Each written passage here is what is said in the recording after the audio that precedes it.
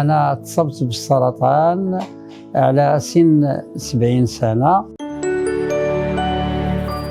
اكتشفت هذا المرض ودرت عملية واستأصلوا لي منها، لكن الحمد لله الأمور كلها طيبة، كلها دازت بخير وعلى خير، وبديت الحصص ديالي وكملتهم الحمد لله. واليوم أنا جبت النتيجة يعني سكانير، فكانت الحمد لله المسائل طيبة وممتازة.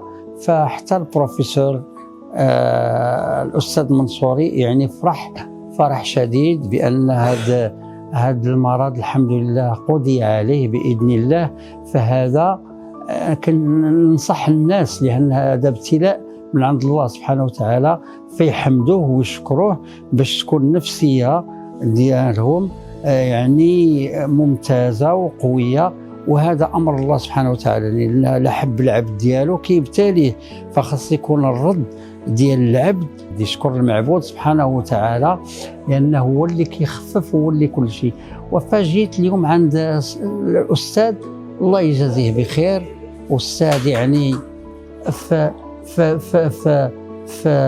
المكان الممتاز، يعني في الروعة، الابتسامة ما كتفارقوش، وتيحب الدرويش.